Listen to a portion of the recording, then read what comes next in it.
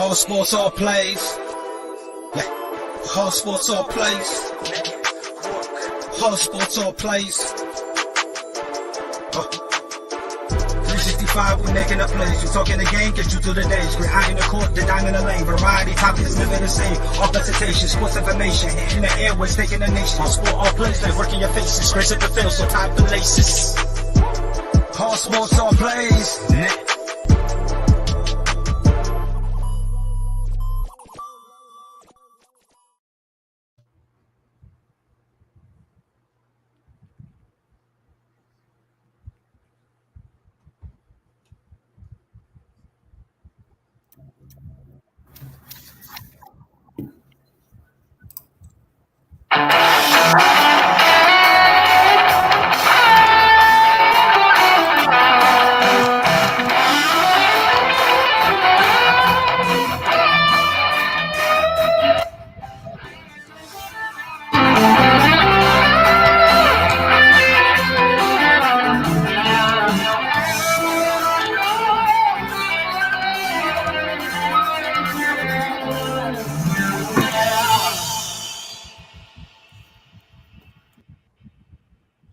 All right, ladies. I dissipate. There I am. Hey, it's your boy. As you know, Jay McLovin is here. We got our boy Gonzo in the house from Gonzo Sports Room. And then we got Logan Landers at the bottom. And if you notice, we're all rocking our baseball gear. And what's most important is that the Reds and Gonzo are going up against the Braves and Logan. And right now, Gonzo's up 1-0. And as you can see, I got my Astros on. We play later this evening against the Angels. I do expect to win that game. If you notice, your boy Olsen, who took over for Freeman, struck out on his first at bat. And then we had Acuna fly out to end the first inning. And, of course, in the second inning, and the Reds got their run. And here's a deal that I find interesting. Acuna comes out and says basically, hey, this ain't real. That ain't real. He already said you don't think so? He said himself it's fake. Did he say? Did he say it? Because I saw it on ESPN. Yes. Usually, because on ESPN, it's true. But the man himself tweeted out, "This is fake" with a bunch of clown emojis. If I seen it on ESPN, it must be true. Yeah, that's the worst statement I've ever heard in my life. Listen, I've heard them reference fake reports, like the ones I send y'all on Twitter sometimes to get y'all. We didn't put that on a T-shirt. Yeah, but if it's on ESPN, it's true. That's our new logo. That's our new slogan. I don't care what anybody says. I'm about to say, Jay just likes these calls.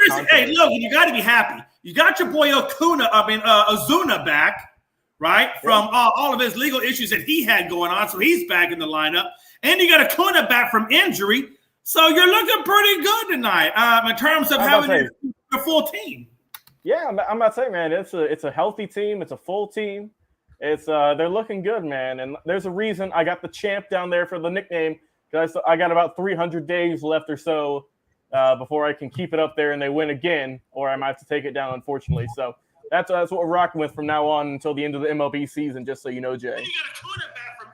Well, you know, Logan, and you know, we'll get more as we do a breakdown. Maybe we'll do a breakdown of the teams that we expect to see go. Maybe we'll do a little prediction show, a little bit of a slot prediction show on Saturday. But I really think, you know, the only thing that I would have liked to see the Braves improve upon this year going into it is just their pitching. I wish they would have brought in a little bit more for that starting pitching rotation to just kind of give them that little bit of an oomph. You know what I'm saying? I get what you mean, but I mean, at the same time, they got a young group, and it worked good last year. And they re-upped in the bullpen. They re-upped their starting rotate. I mean, they're looking good, to be honest. I mean, I know they've lost a few bit of guys, a lot of role players, but I mean, it's not like they completely tanked this offseason. I feel like they did a very good job of maintaining momentum. And, I mean, they're still going to be a force in the East for sure. Oh, yeah, absolutely. I absolutely have no doubt about that. And I'm really kind of curious to see how well, Gonzo, more your team, I'm kind of curious to see how well these Cincinnati Reds come out this season, because they really got rid of quite a bit of their talent. That was a close play, but yeah, it's weird because I was down on the Reds because it just seemed like they got rid of everybody. Yeah, pretty much. Like Castellanos was gone. Winker was gone. Lost all our pitchers but Malley and Castillo. But then, like, the more I look at their lineup, they still have a solid lineup if these young guys develop like they think they're going to. I mean, oh hell, you have look who it is. You have Jonathan India, who was Rookie of the Year last year. So if he can have another great year, Farmers plays well. Tyler Stevenson, if he keeps continuing to grow, I think they can still be a pretty. More I look at it, I think they're going to be a pretty solid team this year. Oh my! Real quick, special introduction now, hey, let me put the caveat out there real quick because we do have a certain kind of individual in here, and I know how he tends to be when we're in moments like this. So I got to let Frankie the Yankee know that we are on live TV. So just keep it somewhat PG-13, maybe borderline R, but mostly PG-13, Frankie the Yankee. But without more further ado, the team that has spent more money on their payroll than we have to bet with and yet has nothing to show for it, it's our boy, Frankie the Yankee. Dang, Jay, Thank you for that Astro introduction, Jay. Thank you so much for it. And I do understand that we are live on TV, so I will keep it PG-13. My twin brother Frankie C told me about it, so I understand. Yeah, see, now you got Damian Andrews covering him, Jay. He said, who the hell allowed Justin Bieber in? Damn, coach. I'm better than Justin Bieber, all right? I don't see that comparison with Frankie the Yankee with Justin Bieber. I don't know what you're seeing, Damian. I mean, if you unless it's the Puerto Rican version of Justin the Bieber, I don't know. I did see a certain video clip of Dustin. My twin brother showed me the other day, and I just gotta say, what a gremlin look Dustin had. Now, real quick, it's a sad day. I've seen a lot of memes out there with LeBron, supposedly, being imposed in Golden State. And basically he said, I'd like to team up with Steph Curry. And basically Steph Curry's basically telling LeBron, hey, we're good here. We don't need you. And then I saw another meme with Anthony Davis in it and so forth. And now there's trade chatter talking about Anthony Davis being, in their trade rumors. And Anthony Davis is saying he's not affected by it. Then we got Frank Vogel out there and so forth. It's just a sad day for LA. Where do we go for here for the Lakers? They've been eliminated from the playoffs. The so-called dream team is crushed. And now it's going to be, I feel like, a dumpster fire of first-year contracts. I don't know what they're going to do, fellas. They have no draft picks to deal with. They only have really two stars that can get them draft picks, and that's Braun and AD. And are they willing to let go of either one of those two? So they're going to have to build through free agency. And is there anything even in free agency that can get this team out of the hole that they're in? And I just don't think so. I am looking at probably at least 2 to 3 years of Laker sterilization in the playoffs. Big word. And Yankee, I know that's kind of your team, so I'm going to let you go. Do you want to go first or do you want to go last? It don't matter. I can go first. Okay, Frankie the Yankee. I know that LA is your team. What do you think about all that's going on with it? And where do we go from here? All I gotta say is it's been an embarrassing season for the Lakers. Spending all that money, what we had on some old players that we thought were gonna make us into a dream team to win us a championship, and it didn't happen. I don't know what happened to Russell Westbrook. It just disappoints me, and as a Laker fan, what I see going on, we are going to move from Frank Vogel. I did see something that Russell Westbrook will be some way, somehow going to another team. Hopefully we can get some draft picks on that one. I know for a fact there won't be any first rounders. That's where the Lakers messed up big time, was getting rid of all their first round grades. So hopefully the Lakers can turn it around by getting certain draft picks by trading away names like AD or Russell Westbrook. But right now, honestly, this is the best thing for the Lakers, truly, because of all the injuries that they always sustain with AD's knee and ankle. The same with LeBron with his ankle. So maybe this break is what they need. You know, a full length off season, not worrying about the playoffs, not worrying about a championship, just worrying about their health and coming back next year, hopefully strong and healthy. And hopefully these two are back with the Lakers and take us far into the championship round, hopefully. Yeah, absolutely. Gonzo, what's your thoughts, brother? I think LeBron James is going to be gone. I think LeBron's probably. I think he's going to end up probably in Cleveland. Maybe his son goes to Ohio State, plays 1 year of college ball, and then they try to get him there, and so they can be basically playing together at home.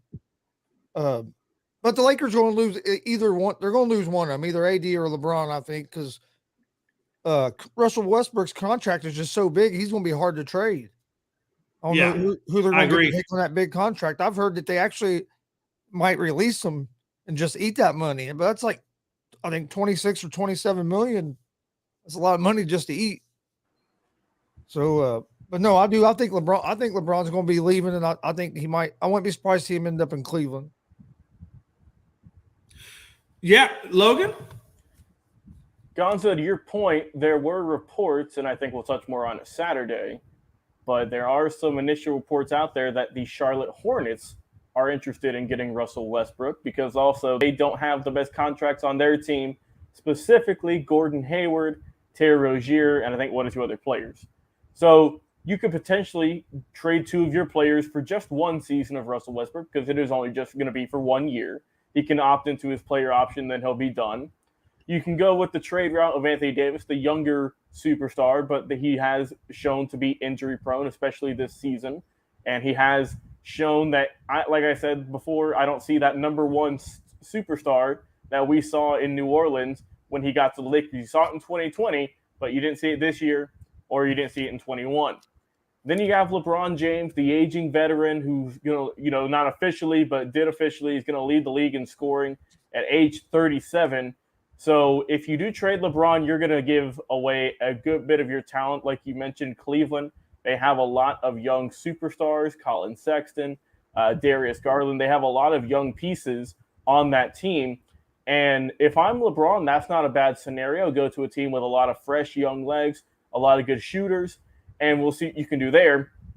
But currently the regime of the Lakers franchise is all-time low. Let's be honest. This was a team in the preseason. A lot of us thought that were going to be a very good team, have a deep playoff run, and was going to run through the league just based off of their experience.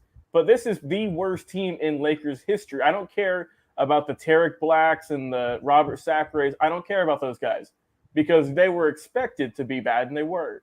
This is the team for the Lakers. It beats that 2012-2013 Lakers squad that had Steve Nash and Dwight Howard because they actually made the playoffs. This Lakers team didn't. So it was a pathetic year for this team. I mean, LeBron did all he could, right? I mean, he put up 30 a night and put up as many assists as he could, but everyone around him, except for maybe one or two players, failed miserably. And the Lakers organization is going to be hurting for this for years. I don't think they're going to get much better next year. I don't think they're going to get much better the year after because, like we said, they have no draft picks. Their next first-round draft pick is in 2025. So unless they trade Westbrook, unless they trade Davis, unless they trade LeBron, they are going to be in for a world of hurt for many years because what's been their motto the last 2 or 3 off seasons? Get rid of the young guys and sign players to just 1-year deals. And I don't know who's going to want to do that anymore. I mean, half the team is going to be gone in a month. And so they're going to have to rebuild. So it's going to be interesting what they do, but they do have some options for sure. And the thing about it is, honestly, I really feel like the longer LeBron sticks around LA, the more he hurts their chances of being able to repair themselves. You know what I'm saying? Because they don't have a lot like you said, they don't have a lot in the way of picks. And there's really not a whole lot out there in free agency come this year because most of the big time names have already settled into their respective teams. Harden has already kind of settled into Sixers. He's not leaving that. And then you got Bradley Beal in Washington. Maybe you could pry Bradley Beal away, but I don't think you do. And then you got Kyrie Irving. I don't think Kyrie Irving is leaving Brooklyn. I don't think he necessarily wants to come back and play with LeBron, especially as old as LeBron is. So who do you really – you have DeAndre Ayton out there, but you know damn good and well he's going to stay with the Phoenix Suns. So everybody that's out there really, truly that can make a difference on this team is already settled into their current teams that they want to be in. I don't think they're going to uproot themselves. So the Lakers really have no recourse this year coming up. They're pretty much going to be stuck with probably what they have. Maybe they do get rid of Westbrook, and maybe they could bring in some role players, to help facilitate. Maybe a John Wall. I don't know if they can pry John Wall. They don't have no picks to give Houston for John Wall, so I don't think John Wall is going to the Lakers anytime soon. I think they're going to ride that one out into the sunset. And so I think at the end of the day, who's left? Anthony Davis. So, you got three potential guys. If you get rid of Westbrook, that really is the best godsend for you. And then you only really got two guys that can give you a future in terms of picks, and that's Anthony Davis and Bron James. And I think if you keep those guys and don't get rid of them, all you're really doing is stunting your growth. You're not helping it. You're stunting it. Anybody disagree with that? So I tell you, it's going, Frankie. Hey, I'm telling you, man, I see a long, arduous dry period for this LA Lakers team. I really do. Unless Pelinka could just pull some kind of incredible magic, I don't see the Lakers doing anything. Okay, well, enough about the Lakers. God rest in peace. Stephon Diggs gets his extension. Let me ask you guys a question. This is what I want to kind of center around Stephon Diggs. Stephon Diggs signed a $104 million 4-year deal. 4-year, $104 million, $70 million of a guarantee. It runs through 2027. And he also has, I think a little bit of time left on his current contract. So it gives him, I think, until 2028. I believe he's under contract to the Bills. His career really started out there in Minnesota, and it kind of dwindled down a little bit. But when he got to under Josh Allen and Dable, he really took off. He made 2 Pro Bowls. So far with his career with Buffalo, he's got 230 passes, 2,760 yards, and 18 touchdowns. Made the top 10 in yards, catches, and touchdowns with the Bills. So he's in the top 10. We know Stephon Diggs is in the top 10 for sure. But where do you place Stephon Diggs? And let's say the top 5. Do you think he makes top 5, or do you think Stephon Diggs is out of top 5? Gonzo, we're going to start with you, and I'm going to work our way down to Frankie the Yankee. What do you think, Gonzo? Stephon Diggs top 5. I would have him right. I'd probably have him right on the edge at either 5 or 6, somewhere right around there. I think is where I'd have Stephon Diggs right now. Yeah, and I can see Stephon. Wait, Damian, why does LeBron owe the Lakers a championship? He got him a championship. Why does he owe him another one? I tell you this. Hey, this is what I think LeBron owes the Lakers. I don't think LeBron owes them another championship because, like you said, he already got him a championship. I think what LeBron owes them is a way out of this mess and get this team back on track. Because he's kind of the one that facilitated or helped facilitate some of the big signings, a.k.a. Westbrook, into that organization. So I think at best, he at least offers them a way out of the situation that he created, along with Pelinka giving up total control of his team to pretty much anybody and everybody that used to be a Laker legend. For example, Rambus, Magic, so forth, right? So I think LeBron definitely owes them some sort of strategy to get out from the funk in which they're in. But yeah, top 5, Gonzo. I'm trying to think of my top 5. I'm trying to think. So I definitely got Devontae Adams. I got Cooper Kupp. I got Justin Jefferson. I got Jamar Chase. So yeah, maybe I did go with Stephon Diggs at number 5. There's a lot of really good wideouts in the league, though, to be honest with you. And I'm kind of with Chris because, you could put Debo in there, too. Yeah, Debo. But Debo's such a gadgety kind of guy. You know what I mean? It's almost like he's a running back. He's a hybrid running back and wide receiver. Did you say pure receivers? Did you say Jefferson? Yeah, he said Jefferson. I got Justin Jefferson in there. What ones did you say again? So my top 5 was Devontae, Justin Jefferson, Cooper Kupp. Help me with the other one. Who else did I say in there? Oh, Jamar Chase. I had Jamar Chase, and then I put Stephon Diggs at 5. Oh, no. Diggs would be at least at 6 if you have Chase because DeAndre Hopkins. Oh, I left out. You're right. That's the one I left out. DeAndre Hopkins. So I would put Stephon at 6. I put him at 6. What about 7? You forgot DK Metcalf. I don't know. I think I like Diggs better, man. I like Diggs better. Damien with a good take. He said Diggs is top 7 at least. Definitely, I would definitely put him in that top 10. Yeah, You could make the case for DK though, Frankie the Yankee. Yeah.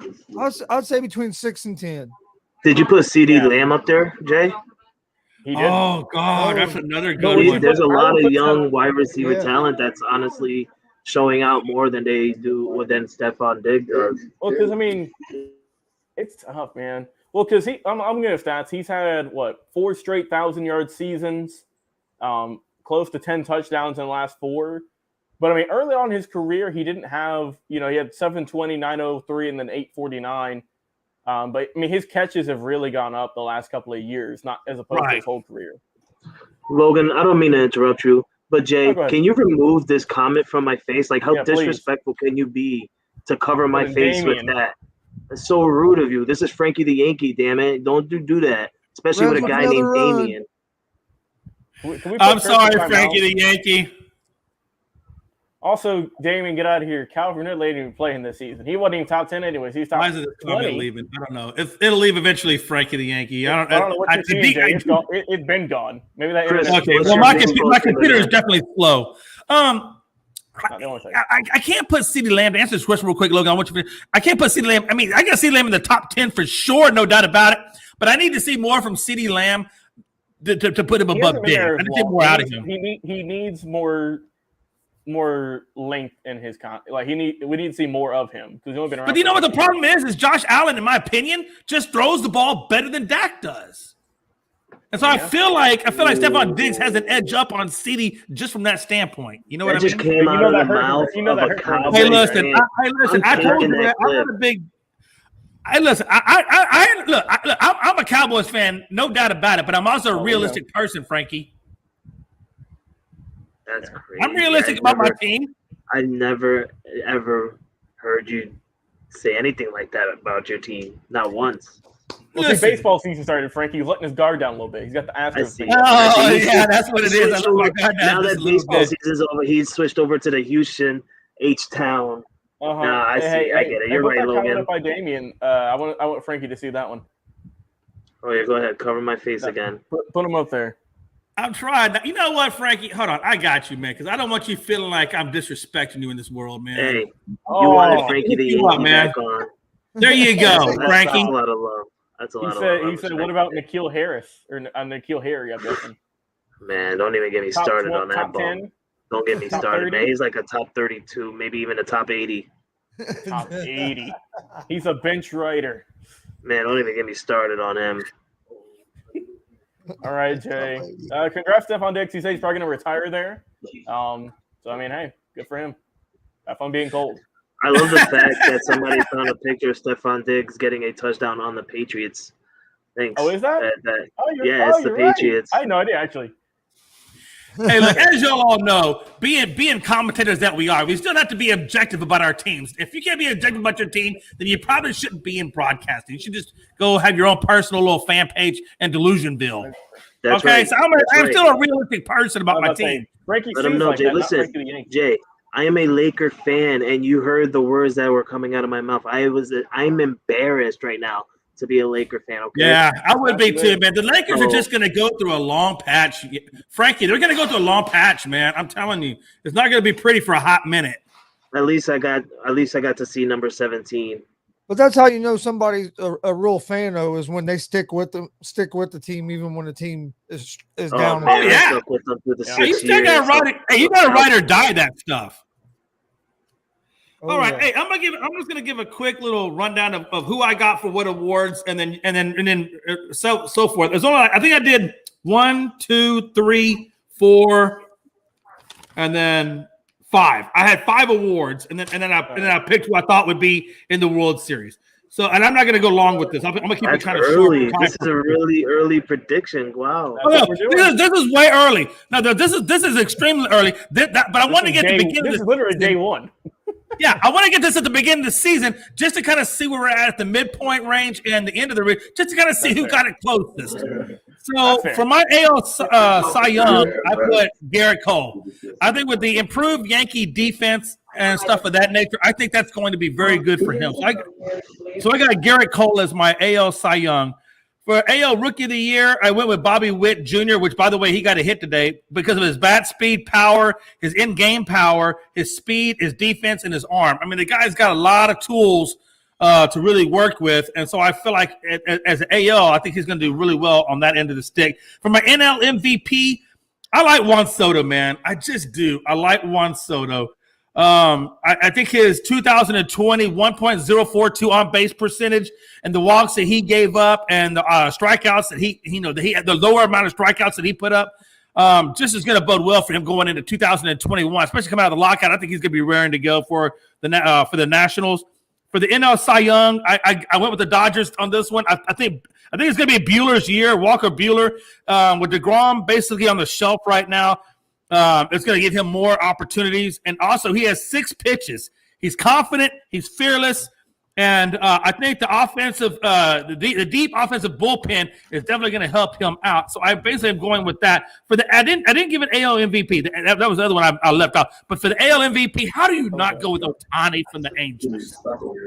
You got to go with Ohtani from the Angels. I feel like if he stays healthy, he's going to put up so many crazy numbers offensively and on the mound. It's going to be ridiculous. And the last reward I had was NL Rookie of the Year, and I gave that to Suzuki. I think the $85 million, $17 million that they gave him to come over from Japan to play in this league, how do you not expect him to get Rookie of the Year? So we'll see what Suzuki actually does do. And then, of course, obviously for the World Series, I pulled the Dodgers. I just think as long as the Dodgers stay healthy, I think it's going to be the Dodgers.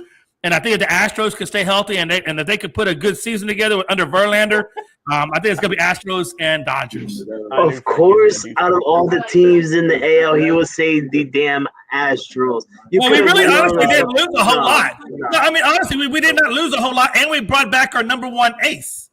Jay, I can say the same thing about my team. It's baseball season, Jay. You better get ready for me to talk all that crap, all right?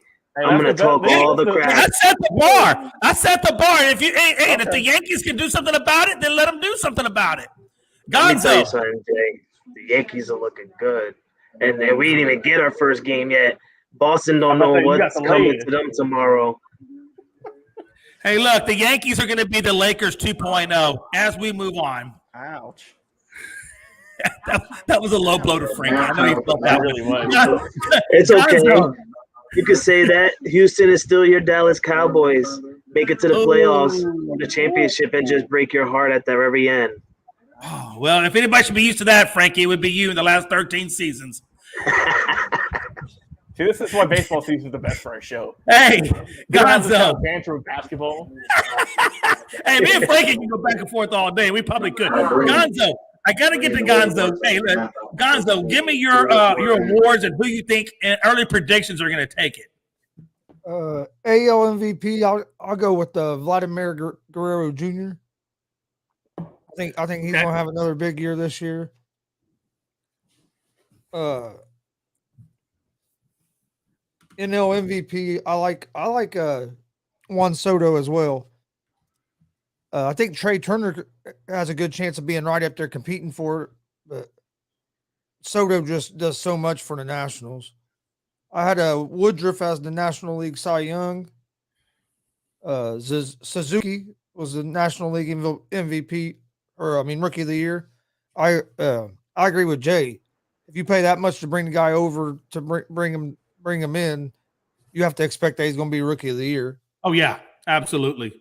Absolutely. And he's already got some sort of professional experience underneath his belt. So he's almost kind of cheating it a little bit in the way because of his time with Japan, right? Yeah. And then comeback player of the year, I had Acuna Jr. Ooh, I didn't put comeback player in there. That's a good one. Ooh, could Acuna Jr. do it? Hey, that'd be great to see. I know Logan wants to see that. Oh, easy. He easily could. Damien said, let's see. Even though Torkelson talking about Torkelson. Is this his rookie? This is his It's gotta be his rookie year. Can he be qualified? You're gonna like this Yeah. one, Jay. My comeback of the year is gonna be Vinatieri. Who? It's gonna be Who'd you your say? pitcher, Oh, Verlander? Verlander. Yeah, sorry, I got. Oh, okay. Yeah. No, hey, I thought he said Vinatieri. I was like, I did we thought you get said the same thing. Verlander's a good one too. Yeah, that's a good one. I tell you, man, hey, if he can come back, if he can have at least a good velocity and good control over his pitches, I would be happy with that, man. God, man, we need the Astros need a break. Torkelson does qualify as a rookie, right? Because He's only got 121 days. You have to play over the minimum game. You have to play a certain amount of games for in one season before they consider it your whole rookie season or whatever. I guess if he stays healthy, it would be considered his rookie season, though. Yeah, well, I mean, you have to be so many games on the major league roster, right? So if you play the whole season, it's going to count. But if you only play, they only bring you up and you just play 2 or 3 games. I don't think they count that as your rookie season. Right. Logan, your award, sir. All right, so let's go. Let's start things off with the MVPs in the NL, and NL is going to be tough. I am going to go. As much as I love to go with Acuna, I'm not going to be that biased yet. I'll go off the cuff here. I'll go. I feel like I'm going to give it to someone new. So let's go and give it to Nolan Arenado. We'll see what he can do over there in St. Louis. Okay. AL side of the ball, I'm going to go with Luis Robert from the Chicago White Sox. Batted almost 340 last season. We'll see if he can continue that. Over to the NL for the Cy Young.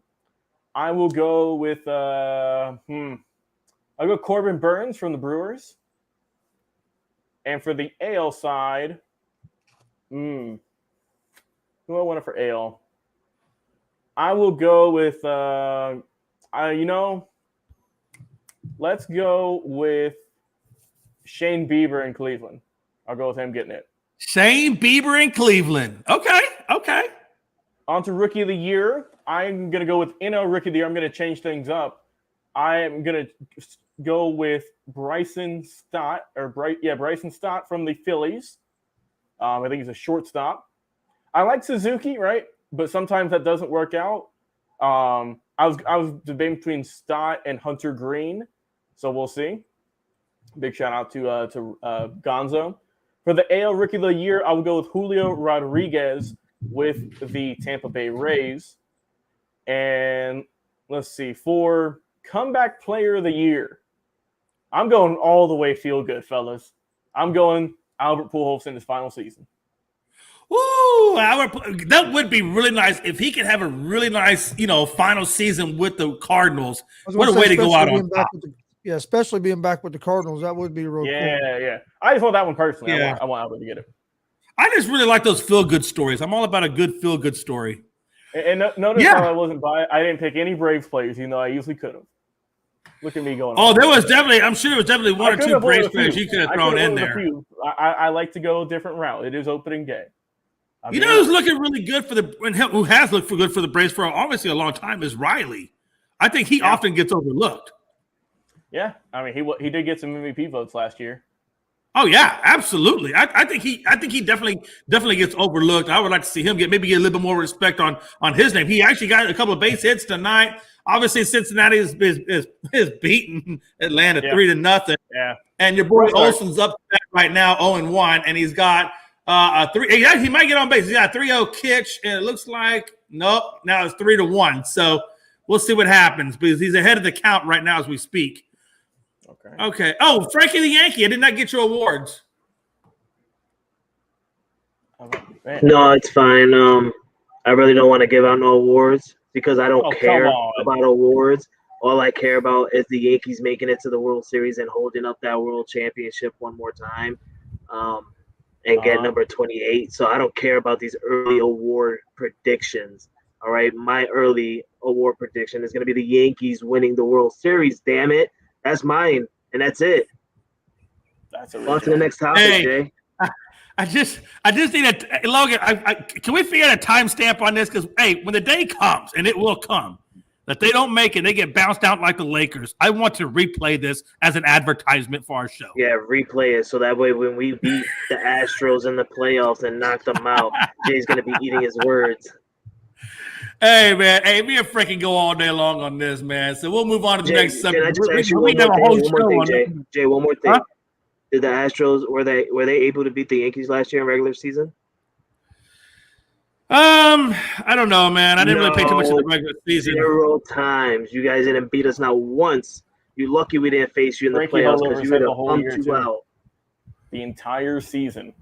Hey, maybe if y'all could just make it to the postseason, we could change that, Frankie. We did make it to the postseason. We just couldn't beat the Boston Red Sox for some reason. And best believe if we would have beat them, we would have faced you guys, and we would have knocked you guys out. Just like we swept you know what they say about shoulda, coulda, wouldas. Oh, shit. You know what they say about shoulda, coulda, wouldas. Chris, you good? Braves just scored a run. I was about to say, I heard you yell, and I was wondering if everything was good over there. Hey, I wonder why he went dark and quiet. I was about to say, he got his camera off because he's probably punching his shirts behind him. It's only one run. We're in the third inning, so we still got a lot of game left to be played. I have to ask Frankie this. He just basically answered this. Did you see the play? No, I didn't. No. Third baseman made a hell of a stop, but when he threw the ball to first base, he hit the runner. Oh, hey. So, yeah, we kind of already got Frankie's expectation for his team in this. Gonzo, what's your expectation for the Reds this year? Or do you have an expectation given the fire sale? I would hope you'd have an expectation for your team. My expectation is I want them to make the playoffs. If we can make the playoffs, I think that'd be a good season with all the players that we let go and some of the younger guys we're dependent on. If we can make the playoffs, I think that'd be a good solid season for the Reds this year.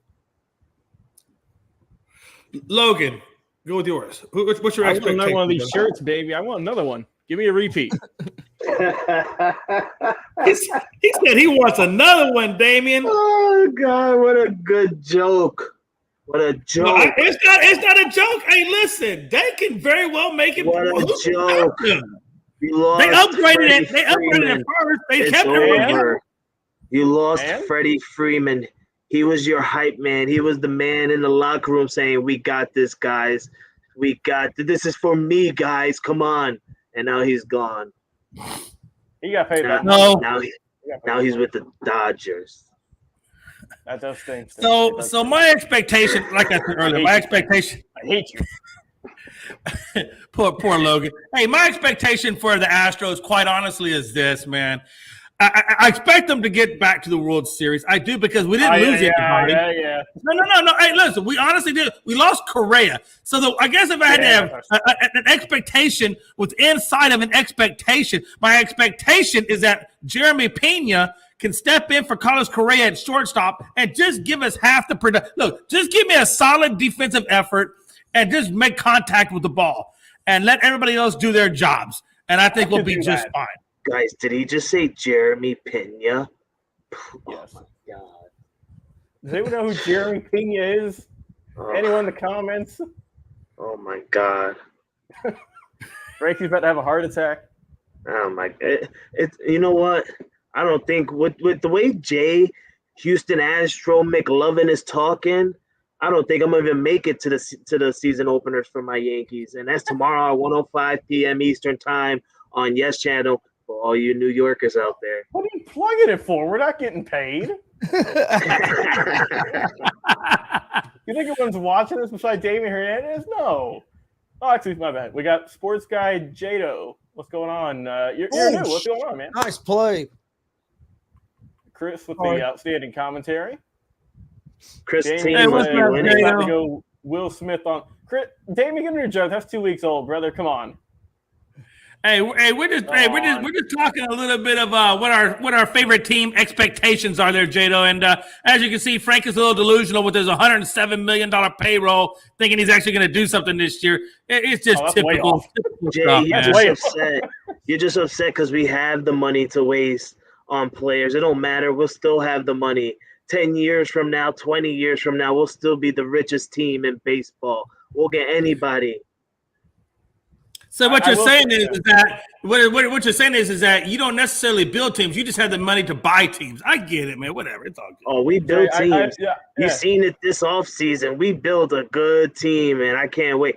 Man, this pitching lineup that the Yankees have is outstanding. I cannot wait to see them play this season. Well, they've attempted to build teams. Like I said, 13 years, they still have nothing to show for it. So I don't know what we're building.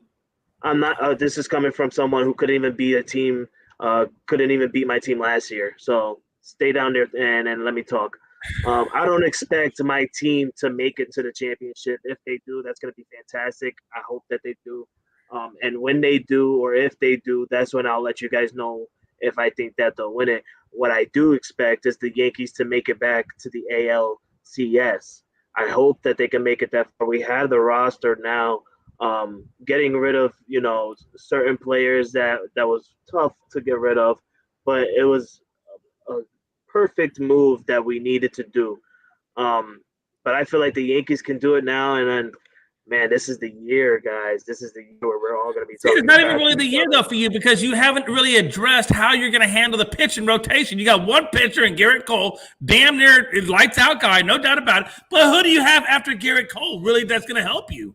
Luis Severino. Oh, you mean that do you think he can make it through the whole season? He actually can. He's hurt right now, or was hurt. No, he's not. He was hurt. He may be okay now, but Luis Severino doesn't even know the news on my team. Stay with your H-Town. You're just mad because I'm calling your team out, man, on your weaknesses. Hey, you're just saying that to try and build me up. I know the news on my team, okay? Luis Severino is healthy, and he's ready to go, and he's ready to throw strikes on you, Houston.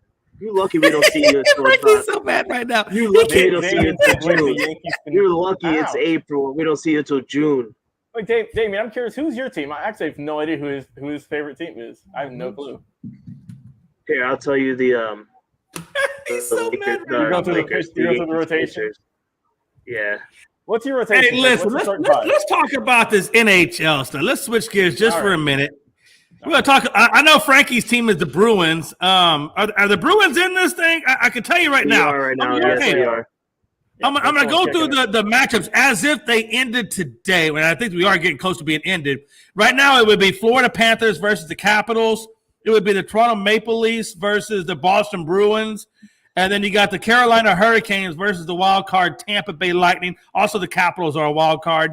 You got the Rangers versus the Penguins on the eastern side. And on the western side, you got Colorado Avalanche versus the wild card Dallas Stars. Then you got Minnesota Wild versus St. Louis Blues. Calgary Flames versus the wild card National Predators, and the Edmonton Oilers versus the Los Angeles Kings. And that's the matchups as we sit right now. I tell you, man, I really honestly didn't expect the Dallas Stars to get in this thing. I mean, I know we kind of got in as a wild card. We kind of got at the very end. But I don't really expect – honestly, I got to be honest, I'm not really expecting much out of my Dallas Stars. There's still a little bit of time left. There's still about, 3 weeks left. So there's still a lot that can go on. Especially for the wild card, pretty much all the top spots are getting locked up. So we'll see what can happen. Also, Damien said his team is the White Sox. Okay. Oh, my God. It just gets worse and worse for this kid. Well, he is. I think he is from Chicago, isn't he? I think so. Yeah, because we know he loves the Bears. I would have respected you more if you said Cubs. I don't know, man. Hey, listen, the White Sox got to look. They got Tony La Russa. They have a really good team. Any bet. Listen, last year before the season started, every single one of us told the world to watch out for the Chicago White Sox, okay, because of what they build and how they were going to be.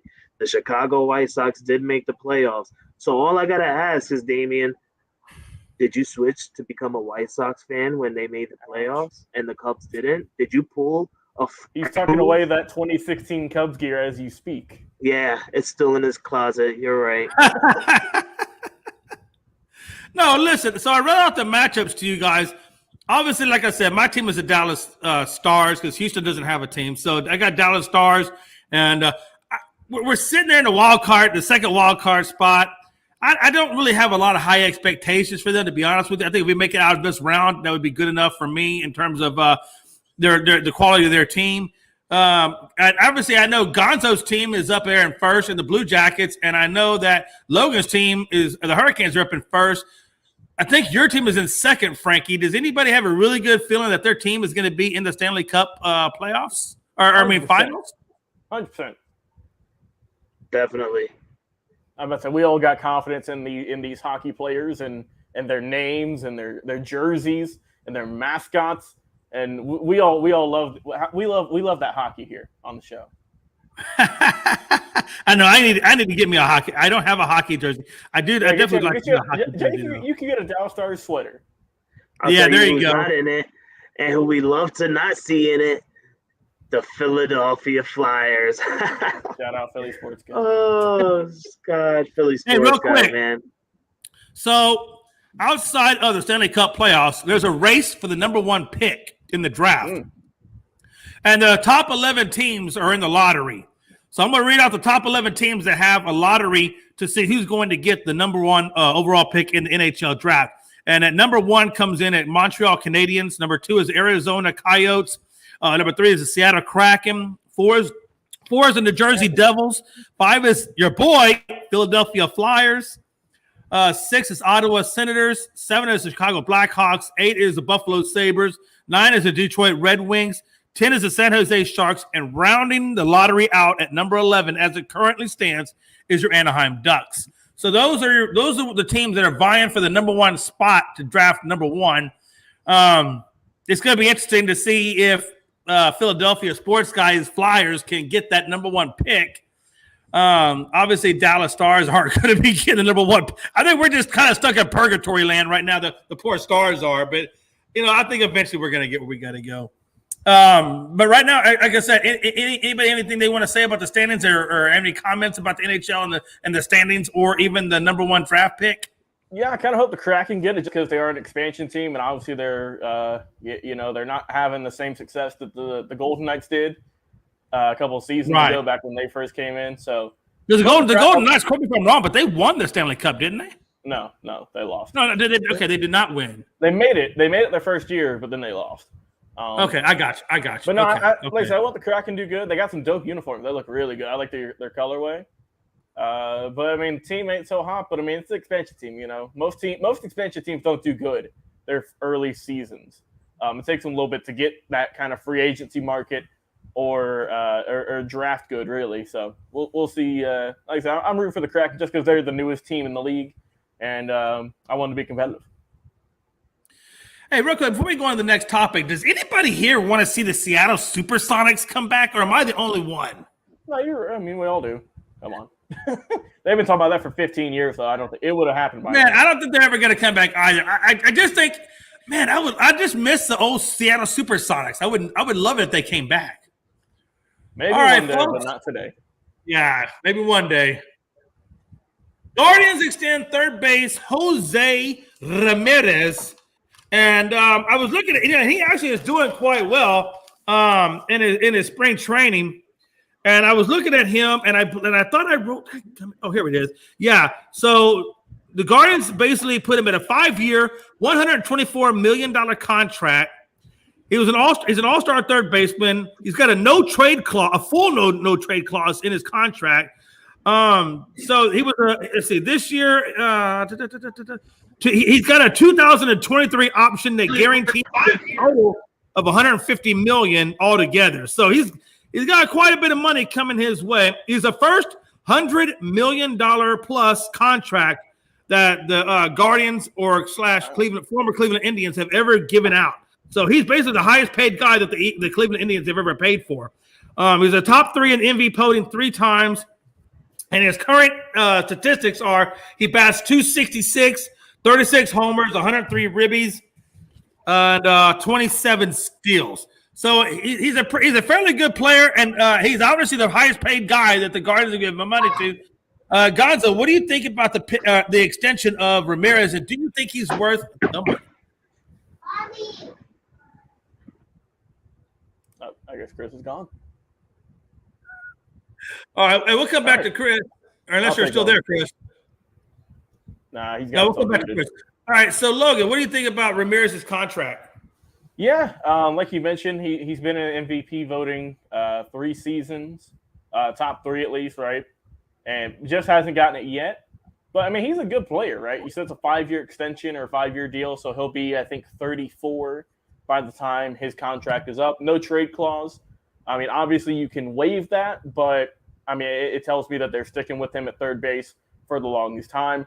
But, Jay, you mentioned all those stats, but you failed to mention one, I think, that is very impressive, and that is that he has never had a 100 strikeout season in his entire career. That is a good stat to mention. And that was his career high. And that was in 152 games, mind you. So he doesn't strike out. He gets a decent amount of walks. It's not like he's going to walk a whole lot. His highest was 106, but other than that, the next highest was 72, which was last year. So he's not going to get you a ton of walks, but he's good as a batter. Like I say, he's pretty good in the field as well as a third baseman and whatnot. 3-time Silver Slugger as well, so he can definitely knock the cover off the ball. And he gets on base, man. I mean, it's what you like to see. We were all kind of wondering because, I mean, the Guardians, they never, they didn't really do much this offseason.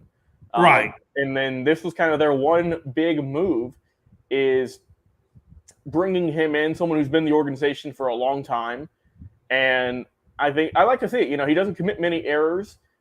He's pretty, last year he had how many?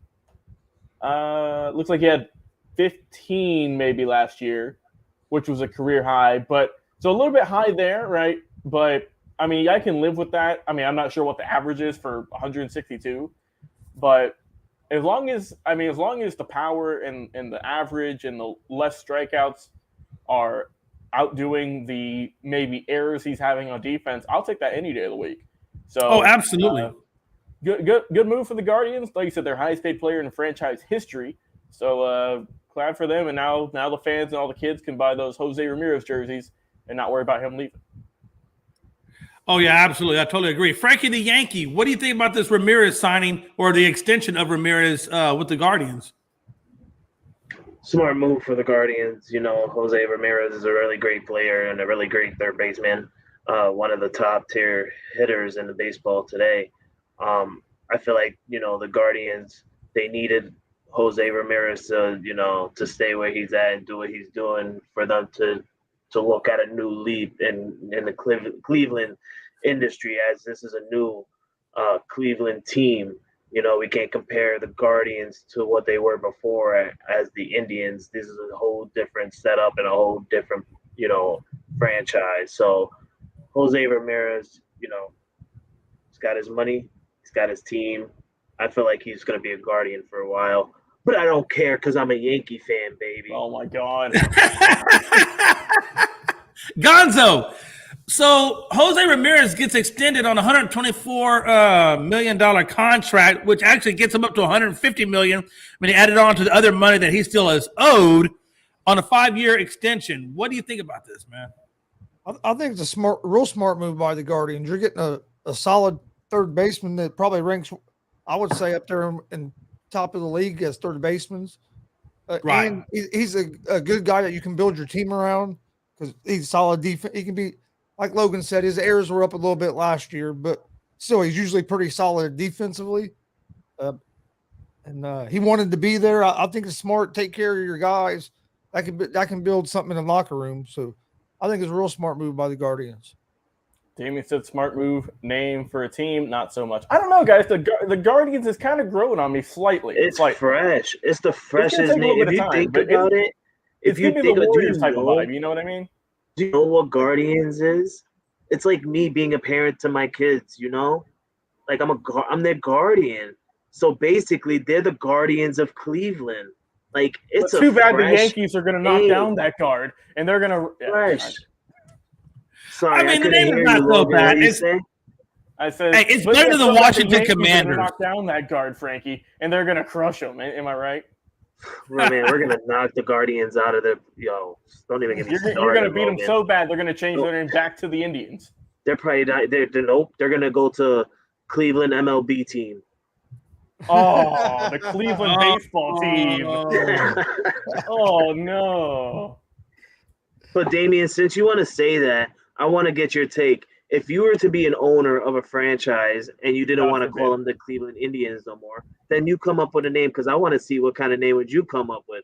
And if it's something hilarious, I want to say something else, but we're live on TV. But if it's something hilarious, I am going to laugh at you the next time you come on Unscripted after dark. All right, folks. Hey, speaking of baseball, we're going to move on now to the Major League Baseball allows anti-sign stealing technology during the regular season. And the way it is now, so the catcher will basically on that little wristband dial in the pitch in the location that he wants. And then the pitcher will have a receiver in his ear, and it will tell him whatever pitch that was called. And that's how they're going to go from now on. Yeah. So I'm here. What's that? Thanks a lot, Houston. Hey, we mean last time I checked. Hey, no, I don't. Hey, last time I checked. Hey, the Yankees also have electronic sign steal on their resume as well. So what did you better back it up there, Frankie Yankee? What was your news that you heard after that? It disappeared, right? Because it don't matter if it disappeared. It was still there. It was on ESPN. Therefore, it must be true. There's our slogan. And yet it stopped showing on ESPN. It was on ESPN. It never happened. Damien said it was on ESPN, and I guarantee you it happened. Okay, and Guardians of the Galaxy was the yo. That didn't answer the question. What is your new name for the Cleveland? Put it in the comments. Don't be scared. But no, hey, listen, guys. You gotta get started. I really just, hey, listen. Right? Thank you, Chris. Like, what's wrong? What's wrong with Drax, bro? Hey, but no, let's get back on. Hey, I really think this is probably one of the best things that Major League Baseball has come out with. Because let's be honest, now that they had this type of system, I think it's going to make the game go just a tiny bit quicker. But it really will eliminate any chance of being able to steal a sign. So there really should be no other issues, going forward. I mean, does anybody? I don't know. What do you think, Frankie the Yankee? You guys did some electronic sign stealing. Do you think this will help prevent it? Listen, Jay, I agree with everything you say. I think this is one of the most best things that we can see in baseball today. I saw this news in the morning show right after, the New York news and everything like that. And when I seen this, I was like, wow, this is how is this my first time seeing this? This is like one of the smartest moves that baseball could have done to keep something only between the catcher and pitcher. And also apparently the manager, obviously the manager is going to give them their signs as well. But this is a smart move, man, to keep away from people and franchises like the Houston Astros to, steal your signs and go on to cheat their way into getting a World Series. We won't see that happen again. So this is one of the smartest moves that baseball could have done today. And I think, it's going to be a fantastic year with these new technologies. Hopefully this works out so well that we can get a new technology where we can get some robot umpires and get some nice calls going. Hey, real quick, if I can, Gonzo, before you go, I just want to give out some factual information on the Yankees. Rob Manfred had a letter to the Yankees, and the appeals court orders Major League Baseball's 2017 sign-stealing letter to the Yankees as follows. The appeals court orders Major League Baseball's 2017 sign-stealing letter to the Yankees unsealed. A 2017 letter from Major League Baseball to the Yankees detailing alleged rules violations by the franchise must be unsealed, a federal appeals court ruled. And basically, Rob Manfred is coming out saying that the Yankees were sign-stealing from 2017 on. So I don't want to hear no more crap about the Astros by themselves when the Yankees had clear. You just read a whole statement that you don't even know what you said. And me and Chris are clean. I don't know what y'all talking about up top. You in the middle. We're.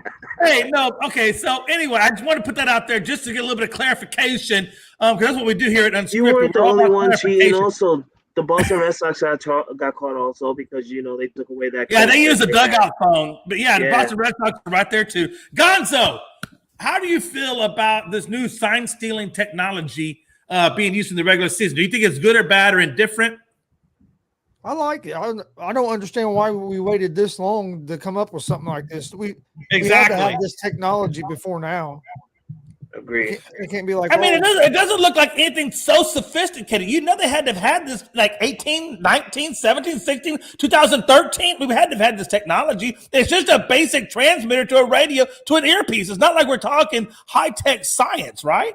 Yeah, that's why I don't understand why it took so long. But I think it's a great idea because it's going to. I mean, you're going to see less teams even try to steal signs because it's going to be almost impossible. Right, I totally agree with that. Logan? Yeah, so it's referred to, the official name is PitchCom. Basically what it is it's that pad you see on the screen with buttons on the glove hand. This is not required. You don't have to wear this. It's just, you can wear it if you choose to. It says the catcher will be able to signal pitches directly to the pitcher wearing a listening device, so probably like a Bluetooth device. And it says as many as 3 other teammates of the pitcher and catcher will also have access to the device in the field.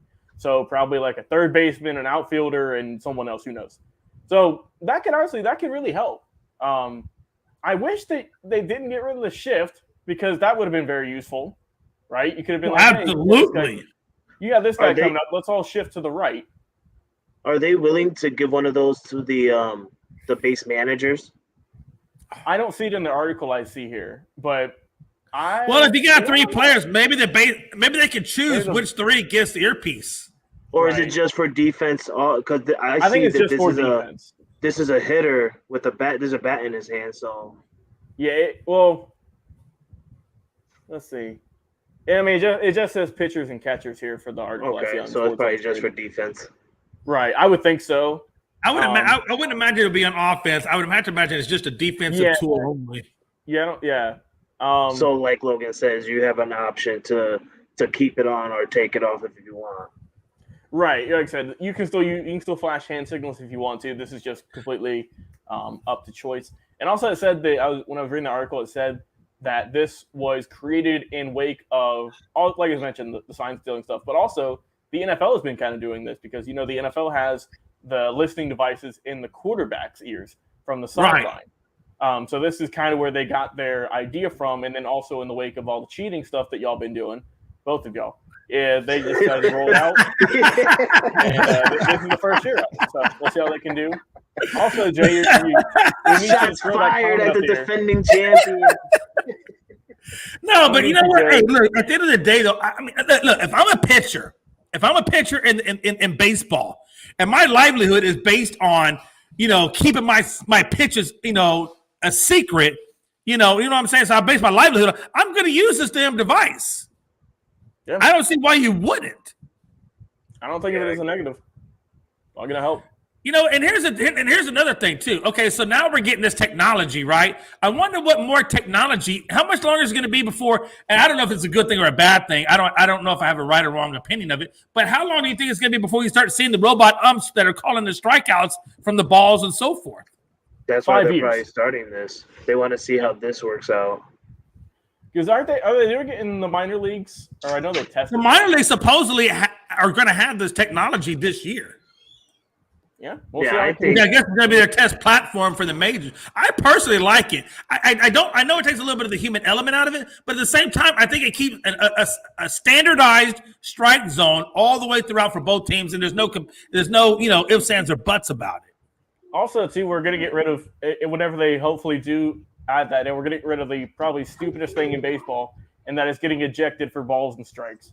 What do you want? The umpire can't overturn it? I don't get it. Yeah, I definitely agree with you, and that's what I was thinking as well. But yeah, man, hey, listen, I think this is just another step in baseball to keep the game fair, keep it legitimized, and we'll see what goes on from here on out. But I think it's going to be a step of many things to come. What you got to say, Frankie? I know you want to say something. No, I'm just saying. What do you think about Damien's comment for the new Cleveland name? Jay, put that up there. Cleveland Rockers. The Cleveland Rockers. Oh my God. I get because Hall of Fame is there in Cleveland, but I'm not a big fan of it. Not at all. I'm just I think it's okay with the Guardians, like the Spiders or something, and something else. But yeah, I would have went with the Cleveland Angels, but they already got the Angels in LA. So I don't know. You know, when I think of the city of when I think of the city of Cleveland, I think of a blue-collar town that has blue-collar people. So I think the name should reflect a blue-collar type of sentiment. You know what I mean? It's kind of like with Pittsburgh, right? Pittsburgh is a steel town, so the Pittsburgh Steelers fits. Houston is an oil town. That's why at the time Houston Oilers fit the motif. So I think your name has to fit your city or be relevant to your city in some kind of way. And when I think of Cleveland, I think of a blue collar type of town, and I just want to see more of a blue collar name. I don't know what that would be, but I found an article for like 6 names that they could have went with. The Spiders was one because that was their name in like the 1890s or whatnot. The Guardians, which they ended up choosing. The Rockers, like Damien suggested.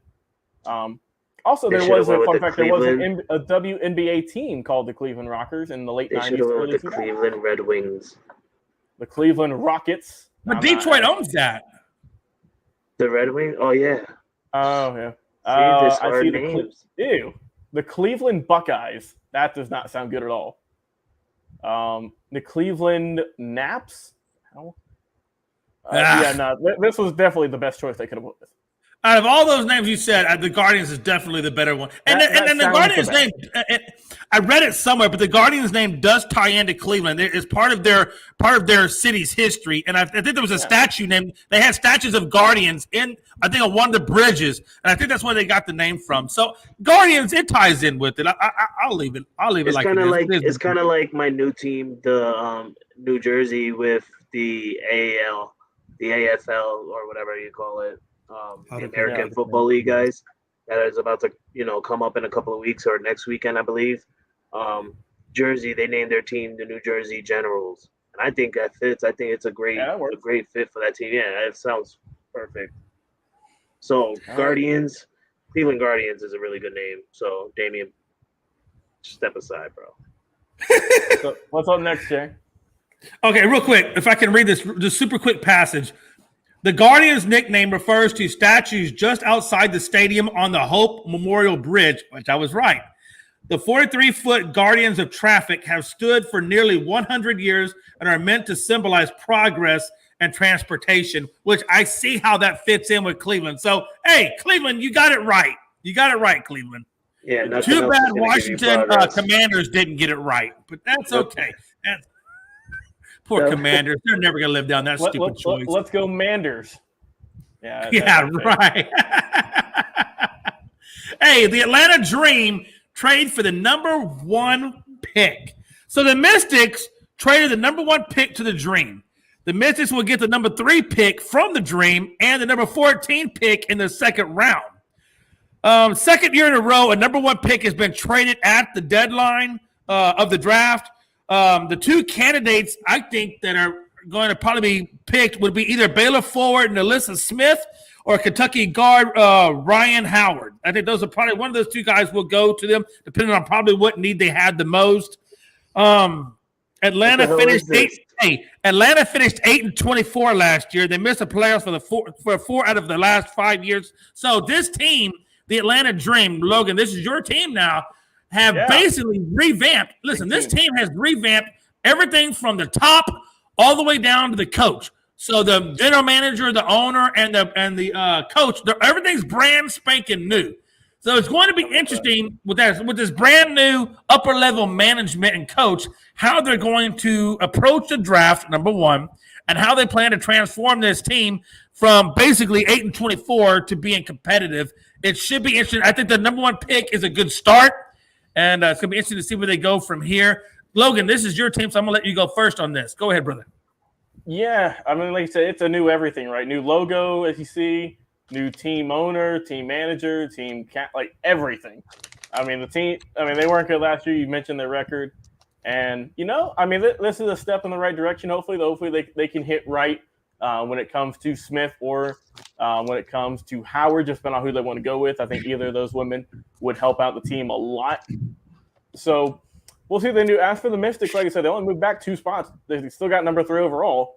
That's still a really good player they can get there. Plus, they got the second-round pick.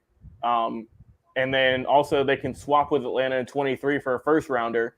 So we'll see what they can do. Like I said, let me see when the Wnba Draft is, because I'm not too sure. Let me see. It is April 11th, so it is next. Actually, this upcoming Monday. So, I'm about to say we're literally like at the draft. Yeah, so we'll see. I'm sure we'll cover a little bit of it on Tuesday, and like I said, we'll see who Atlanta goes with and who Washington goes with, to be their next franchise player, right? So we'll see what they can do. Overall, I think it's a good trade for both teams. Logan, What sport is this? WNBA. Okay, Actually, I had a Frankie, feeling it was I'll have you go WNBA. second. Frankie, what do you think about the Atlanta Dream trading up for the number 1 pick, given their new level of management from the top down? I mean, I'm going to be real with you guys. I haven't been following the WNBA this year, honestly. My focus was on hopefully the Lakers turning it around after Christmas break, but that didn't happen. And then my focus got more towards baseball season once it was announced that it was coming back. So I haven't had much to watch the WNBA. All I know is UConn lost. But – oh, no, that's college. Sorry. Phoenix won, I believe. Correct? Did On the Phoenix win WNBA championship? side, I believe so. Yeah, so I followed that. But as for a trade, man, anyone who trades up for a number 1 pick, that's a fantastic move, honestly, because you're basically getting the best athlete in the draft. So it's a real good pick for Atlanta. I don't know if Atlanta, like Logan, you gotta catch me up more. Hey, correction. Atlanta. Hey, correction. 2021 WNBA champions were the Chicago Sky.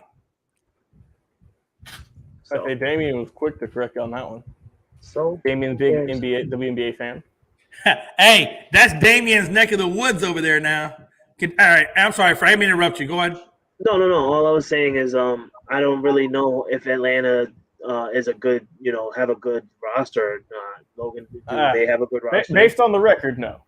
Okay, so hopefully this move right here changes things a little bit up, because like I said, when you trade up for the number 1 pick, obviously they see someone that they like and they want to grab first.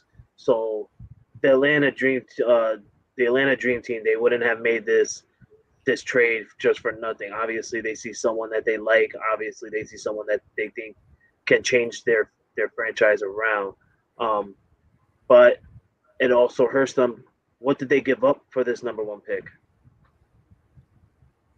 So basically they gave up, I believe it was the number 3 pick and number 14 pick in the second round. So they gave up 2 picks, or they moved back 1 pick, and then they got the number 4. So basically, got the number 14 pick is what they got out of it. Okay, so they basically won and lost in this, kind of, to me. It sounds like they won and lost. Like, you got the first round pick, or the first pick overall, but then again, you drop back and you might get someone that you didn't, that you wanted to get but aren't possibly gonna get. But hopefully they make the right decisions.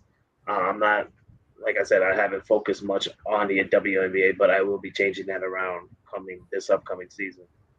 You got the New York Liberty, so you better be getting getting touch of your Liberty up there. Yeah, I watched my Liberty.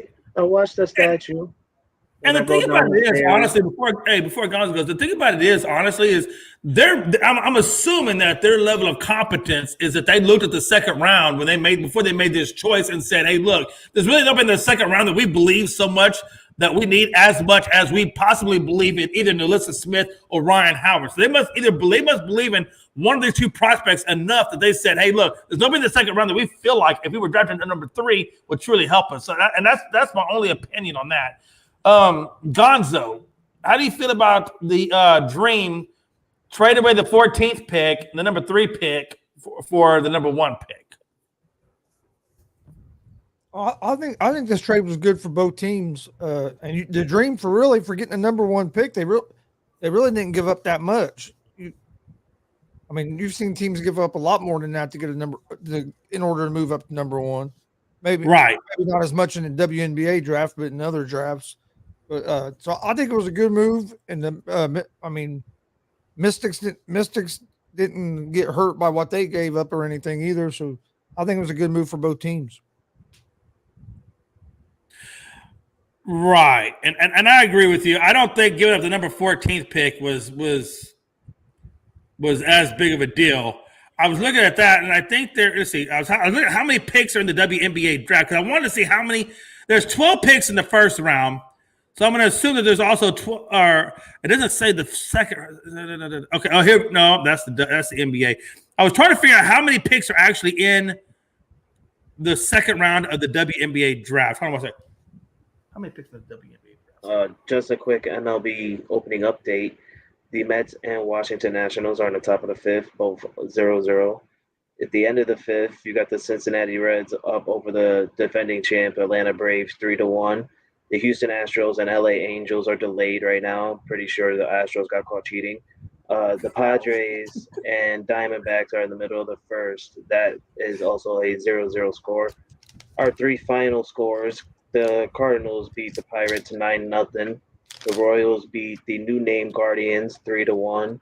And the Cubs beat the Brewers 5-4. Yankees and Red Sox have been postponed till tomorrow. The same goes with the Minnesota Twins and Seattle Mariners.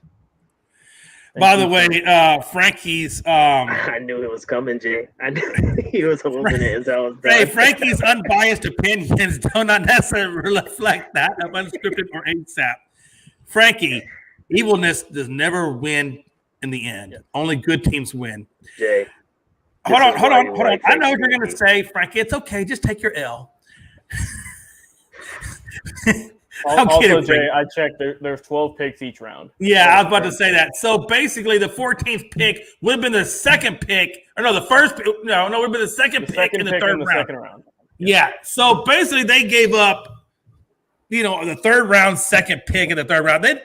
I'll take that. Honestly, if you're a team that's 8-24, if you're a team that's 8-24, and if you believe heavily enough in Nalissa or Ryan Howard, then you got to make that move. You got to make that move because this could be the player that possibly could transcend your team or somebody. They must believe enough that they can build around either the forward or the guard. I think they go with the forward. I think they go with Melissa. I think they believe enough in the forward from out of Baylor enough that they can build around her, or at least a team around her. So otherwise, I don't think they're giving up the 14th pick. Even though it's a third rounder, I don't think they give it up. We'll see. If your team's 8-24, what do you have to lose? What do you? What do you really have to lose? Honestly, you have all to gain. Man, all right, folks. We have thrown this Atlanta Dream topic into the dirt. We're going to move on to the WWE NXT recap. Logan, I need you to lead this one because I caught the AEW, but I did not catch the NXT. All right, I'll just go through segment by segment. You guys can give your thoughts and opinions. Chris, I know you're watching it during the show, even though I know you give your full 100% into Unscripted. You got a little side hustle there watching. Frankie, I'm not too sure if you watched the show. But NXT, is NXT on tonight? No, NXT is only Tuesday night. It's Tuesday night. Right. Because I knew I missed it Tuesday. I completely missed it Tuesday. All right, let me read this recap here. Starting off the show, we have the new NXT champion, Braun Breaker. Lost at the pay-per-view on Saturday and then won on Monday Night Raw. Kind of weird, but I mean, hey, he's the champ. He came out, said, I'm happy to induct the Steiners, my dad and everyone. He said he went to WrestleMania, saw the big stars like Becky Lynch, Kevin Owens, and Bianca Belair. If you want to see what Jay had to say about Bianca Belair, go to our Tuesday show. Jay had a lot to say. And then also saying that, he's going to headline WrestleMania one day, and he's the NXT champ, pretty much. Then here comes Imperium up next. You got our boy Gunther with Eichner and Bartel next to him. They got a match against the Creed Bros. That happened here. Let me see here. They were going at it, and the Creed brothers won in 11 minutes, 24 seconds. But something interesting happened. Eichner walked away from the group. So the Creed Bros beat up Bartel, got the win off of a slam and a diving clothesline for the win. And it looks like Imperium is going to be no more, and that two of them are going to move up to the main roster, and one of them might stay down there. That's kind of what it's looking like, but nothing official yet. After the match, though, two masked men attacked the Creed brothers with chairs, and it turned out to be pretty deadly from NXT UK. Up next, we have Toxic Attraction, our boy Pride's favorite tag team in NXT, and they are the former NXT Women's Tag Team Champions at the moment, basically just saying they want to get their title back because they have a match later on tonight. Cameron Grimes makes his way to the ring. he was going out just saying, I'm the champ and whatnot. He gave his all to win the title in that ladder match. He's not going to get complacent. He's going to do everything, and that's about it. But then here comes Solo Sikoa. He congratulates Grimes on getting that win, making his promise to his dad. But he says he came to NXT to face the best, and the championship bloodline that he's got, he's good. So let's see here. Basically, they just start jabbering at it. They get a handshake, and then Solo kind of pulls him close, right, as that nice intense stare down. Up next, we got Joe Gacy coming out, right? He just starts doing his typical stuff, saying that it's imperative to success, and if you don't got family, it only leads to self-destruction, yada, yada, yada. More on that later. So then we see a recap of a few things. You see Tiffany Stratton backstage talking about Sarai and how they're still going on with their feud. Dexter Lumis and Duke Hudson coming up next in your next match. The winner of that was a nobody. It was double count out in under 5 minutes. So no one got the W, unfortunately. You'd love to see it. Just for everybody watching, Logan is a writer for NXT. He's reading the script that he wrote for them. Yes, I am. All the correct punctuation and whatnot. It was a 5 minute match. You didn't need to watch it. Right? All right. Let's see some more stuff backstage. Yada yada. Bartel is backstage. He's absolutely pissed. He's losing it. Gunther says that him and Eichner need to get their heads straight because he's got a title match tonight, and there can't be any distractions. Then we have the NXT Women's Tag Team Championship match with Raquel Gonzalez and Dakota Kai, the champs, going up against Gigi Dolan and JC Jane. The winner of that and new tag team champs is Gigi and JC, winning in about 12 minutes. Wasn't the best match, but, new champions. Once again, I don't get why they had them lose the pay-per-view, just win it back at the NXT 3 days later. Anyways, we get Tony D'Angelo's coronation as the dawn of NXT with his manager, AJ Galante. That's coming. Yeah, there's another vignette with Joe Gacy and Harland. Then we get Galante coming out saying this is the best guy here, Tony D'Angelo, blah, blah, blah. They have a glass of wine. They're just chilling.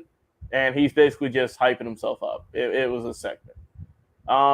Mackenzie is backstage with MSK. Fun note here, MSK is going to be no more. Nash Carter got released because of some domestic abuse allegations and also something with him. Yeah, I saw that. So this segment, I'm not even going to recap because it don't matter.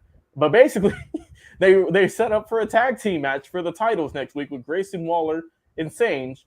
But now I have no idea what they're going to do. So what's the point? Damien has a question there, Jay, if you can put that up on the screen. Yeah. If WWE knew about Carter's allegations, why would they give them the titles if they were going to fire him later? Did they know? I would think they wouldn't. They knew about the domestic abuse allegations, but nothing's been formally done, so they weren't going to fire him. The reason they ended up firing him was when the Hitler stuff came out. So they didn't know about that stuff until later. Right. And it was just him with like the typical Hitler-esque mustache, doing the swastika thing with the hands, and you can't be doing that. Like 16 years ago or something. Yeah, it was a long time ago, and basically it came out from his now ex-wife, who's a wrestler, and they just got divorced officially on like Monday.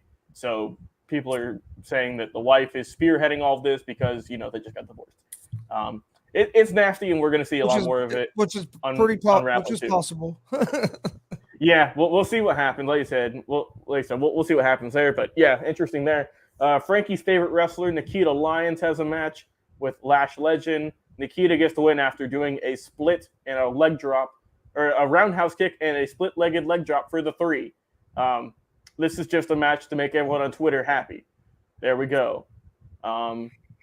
Then we get the NXT Championship match, Breaker and Gunther. And in the end, Braun Breaker retains in about 13 or so minutes. Pretty good match overall. And, it looks like Imperium's going to be no more. And it is what it is. But, pretty decent episode of NXT. Except we ain't over. because after the match, we see Rick Steiner trapped in a cage, and Harland and Joe Gacy basically just have him chilling there, locked up for some reason, and said they're going to teach him a new trick, and they covered the camera. So, I mean, it was a decent episode. Chris, what were your thoughts on this episode of NXT? It was decent. It wasn't great. It wasn't great, but it wasn't terrible. Yeah. I mean, I think Carmelo Hayes must be moving up because they didn't even mention him at all. Yeah, he wasn't even there. Yeah, so he must be getting ready to move up. I like the Cameron Grimes segment, but I'm a big Cameron Grimes fan. I think he should be moved up, but I don't know why they keep waiting so long. Where would you go? So if you're so you think that he should be moved up to WWE? Cameron Grimes? I mean, I think so. Would you want to see him on Raw or SmackDown though? SmackDown. I think more SmackDown. SmackDown. Okay. SmackDown needs some more wrestle. They need some more guys that can wrestle. I think Raw's got plenty of wrestlers to deal with. And 3 hours to do it. Yeah, Raw is, man, I couldn't believe how long Raw is on the television. It's like 3 hours. It takes a while. All right, Frankie, do you have any thoughts on NXT from Tuesday? I don't know if you check it out or not. I think Frankie fell asleep. We'll go to the next one. Damian had one more comment there. He said the reason why Raquel and Dakota lost titles at NXT was because their match wasn't really a match. It was a tryout for Raquel to get called up for the main roster. Yeah, it's looking like she's going to be the next call up for the women's division. But I mean, still though, why? I don't get that, Chris. Why would you have him win the title for 3 days? Yeah, I know. I mean, especially to have. I would understand if it was just this, but also for your NXT World Champion to do the same thing. Yeah. I don't get it. Frankie, did you watch NXT by chance? I didn't. Okay. Any thoughts? I don't know how long you're here for, but any thoughts on the card? The Nash Carter allegations, Braun Breaker winning back the title, and whatnot. I do like that they put the title back on Braun Breaker. It just shows that Dolph Ziggler is going to be obviously focusing and staying on the main roster with Bobby Roode. Maybe getting into the title picture. With Toxic Attraction, winning the title is literally about 3 days after losing it. It just blows my mind why they took the titles off of Dakota Kai and her tag team partner so quickly. And I get what you're saying, Damian, but why would you even have them win the titles? It makes no sense. Exactly. Like it makes I think Dakota Kai, if I'm not mistaken, has a women's championship match next week against Mandy Rose, I think. I don't know. That's but all right, Jay, let's keep it moving on to NXT. We got one more topic tonight. One more time. By the way, quick score. Logan, I know this is going to hurt your heart, man, but Cincinnati's up 6-1 over Atlanta in the top of the 6 with 2 outs. Home run, hey, man. Everyone was partying pregame. You saw we were raising that banner. You saw the ring ceremony. Hey, I think Atlanta is still in hangover mode. I don't blame them. Logan, hey, spearhead this one too, man. All right, Jay, take that comment down so we can see your beautiful face and not Damien's. Oh yeah, we don't like Damien. No, I'm just kidding. I'm kidding, Damien. We love you. We love you. All right, Dynamite. Chris, I'm guessing you watched Dynamite. Frankie, did you get a chance to watch it? Yes, I did. I got to watch a little bit of Dynamite. I didn't get to see a whole lot of Dynamite. All right. Well, let's keep it going. Let's start off here. We had Christian Cage and Adam Cole. Really good match. In the end, Adam Cole got the W. After Hangman Page came out, he said, he came out pissed off, got in Cole's face and said, and I think he spit on him too. He did. I think Adam Cole spit on Cage. Yeah. And then Page shoved him off kind of. So then they said that not this Friday, but next Friday on Rampage, there will be a Texas death match for the World Championship. So set your DVRs for Rampage next Friday. Overall, really good match. Then we have the AEW debut of Samoa Joe against Max Castor in about a 5-minute match. Max Castor came out, insulted him on the mic, does what he does. Samoa Joe ain't have nothing to do with it. Just beat the living tar out of him for 5 minutes pretty much. Yeah. Did a nice little dance move there for a second. Yes, hit the he Muscle did. Buster 1, 2, 3, and overall, pretty good win. Logan, not only did he do it, he brought the move back.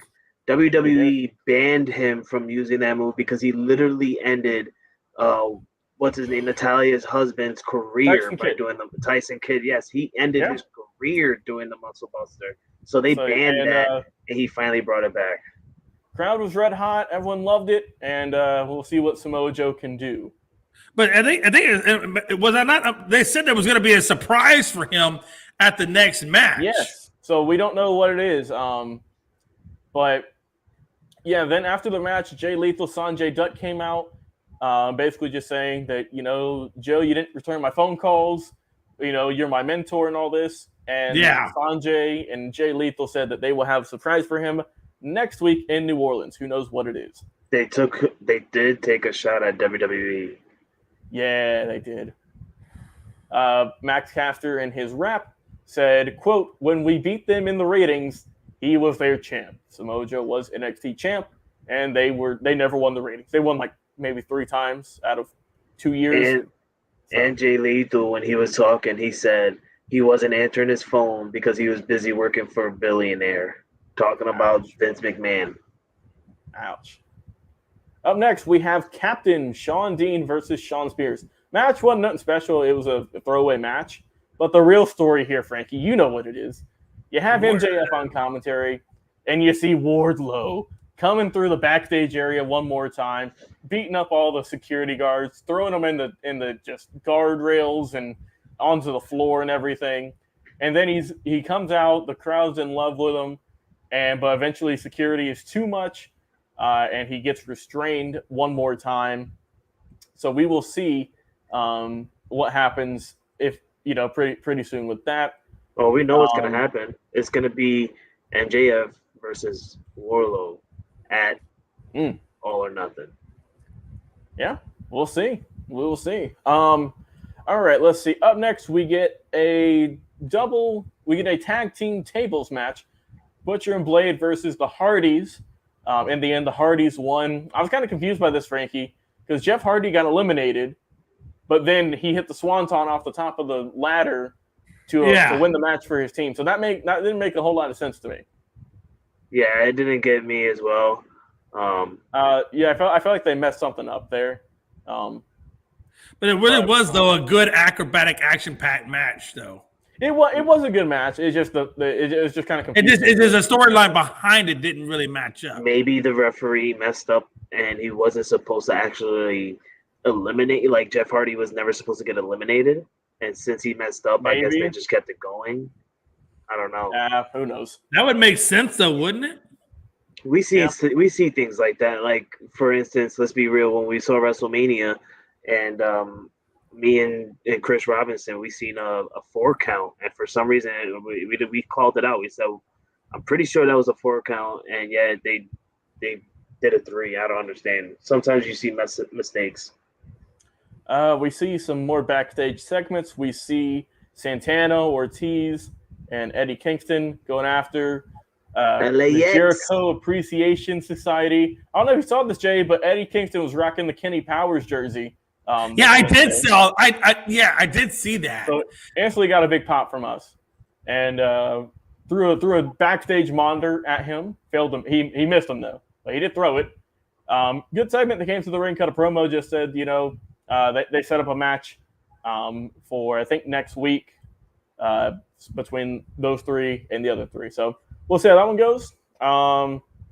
Frankie's favorite, Jade Cargill, cut a promo. Oh, Cargill is hot though. She probably power slammed me a couple times. Hey, listen, I'm not suing. I'm not suing. What you say, Jay? No, listen, I'm not talking about Nyla Rose. Can you be quiet? You can let me one transgender in wrestling. Anyways, Jay. I swear I have to do all to keep us on air here. Cargill came out and said she was tired. And this might have been a shot at Ronda Rousey. She said she was tired of former MMA fighters popping up in her ring.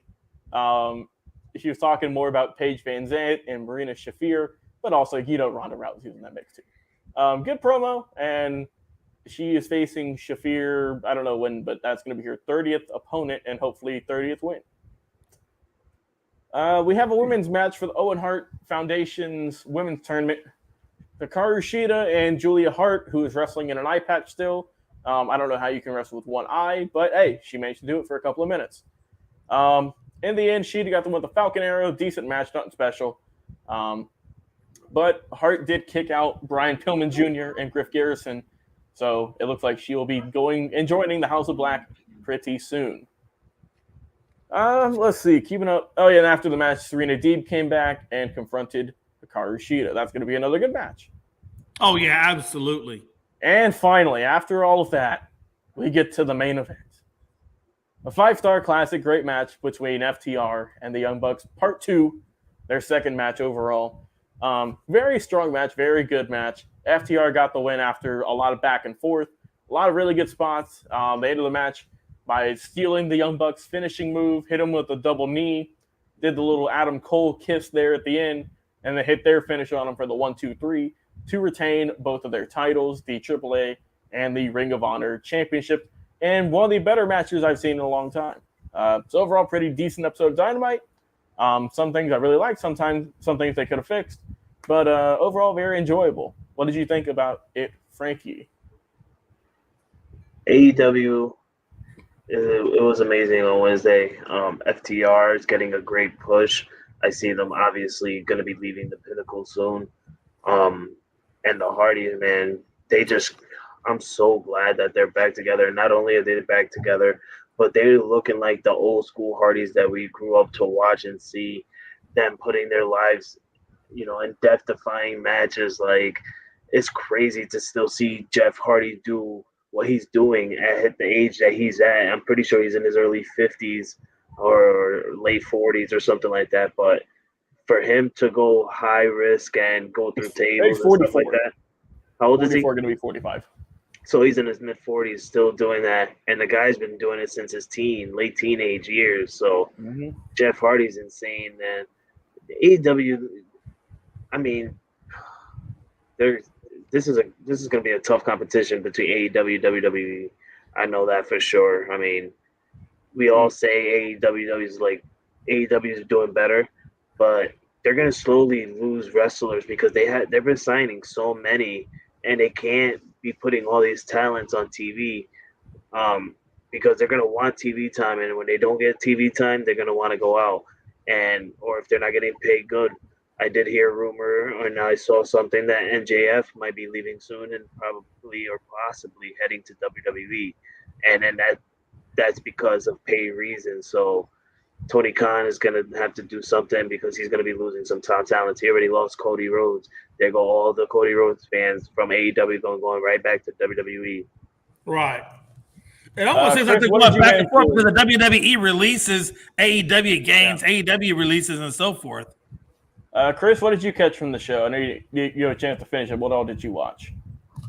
I got to see the FTR match. That was a real good match, and I haven't always been a big Young Bucks fan, but that was one of the better matches I've seen them have. I really liked it. Yeah. Damien said, "I'm guessing Keith Lee is going to be the new Brock Lesnar for AEW since he threw someone through a wall." Yeah. Oh yeah, I forgot to mention that. I saw that too. He went to the drywall in the locker room. Yeah. So it was they're continuing the feud with Swerve Strickland and Keith Lee as a tag team with Ricky Starks and Powerhouse Hobbs. Hobbs went through the drywall. Pretty good segment, and I'm glad they're going to continue that because I feel like those four can. They've had some good matches already, so. Damien takes it too far. You can't compare Keith Lee I'm not comparing. I was going to get that. I'm not saying Keith Lee is the next one. No. Like, he's insane. So just because he's a big guy who is powerful does not mean he is Brock Lesnar. No. Overall, Dynamite, though. I agree with Frankie. I think they are signing too many people because you're getting yourself in a situation where you don't have enough TV time to get everybody out there so they can build a bigger fan base. Yeah, we'll see what they can do.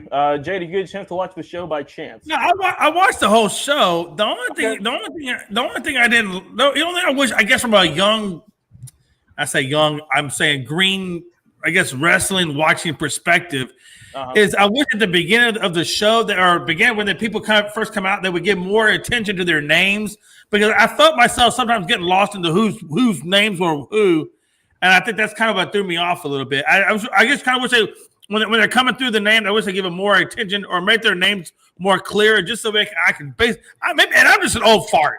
Maybe I'm just old and I can't read half the damn crap that they have written up there. Yeah, you are. We tell you that every time. If you're listening, make your font bigger for Jay. Can we get a little bit bigger font? Because hey, listen, us old people can have a hard time. But no, honestly, I thought AEW was a good night. I really like watching Wardlow go. What do you think of the main event, though, Jay? Hey, I like watching Wardlow go through the security like they were nothing, and until he got to the very end. Of course, then it was just too much. But no, I like watching Joe come back out, Samoa Joe come back out. I watched his match; it was really good. And overall, man, I liked the Hardys. I mean, the Hardys had a really good match, So I thought AEW put up a good product out there tonight. I just want to learn the wrestlers a little bit more, their names and stuff, so I can commentate on it better. But other than that, man, still a good show. I know what we can do. For Saturday, we'll have a game. Jay guesses the wrestler. Oh man, I love that. That's how you learn, buddy. I love that. I'm off. Hey, listen, I'm off for that. So hey, we can totally do that. I absolutely, and I think it would help me out as a commentator, and it may even help out some of the other people out there trying to get into wrestling as to who these people are. So hey, it's probably got I'll find an online quiz or something, and we'll have Jay go through 10 or 20 of them or whatever, and see how many. He didn't get many WrestleMania matches, correct? Yeah. We'll see. All right, listen, folks. We have basically come to the end of the show, but there's a few things I want to talk about real quick just before we get out of here. Nothing really too crazy. First of all, great job, Tiger Woods. Holy crap. I mean, honestly, you literally totaled out your SUV.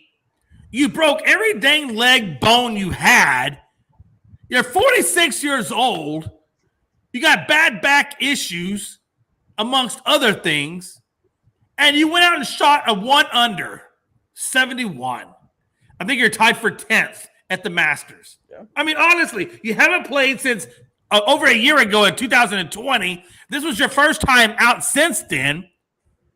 And he could have very easily finished at 3 under par today. Yeah. I mean, honestly, I don't think anybody is. I still say this. I still think Tiger Woods is some kind of freak of nature. I just feel like at 46 years old, he's not ready to step away. He is definitely not ready to step away from the world of golf just yet. Because I still think he's playing at a competitive level, especially coming back from all that he's been through, and he's putting up a 71. And who's to say how he's going to play the next rounder? Because I think the leaderboard is at 5 under. So he's basically 4 shots off the lead. Not bad for a guy who.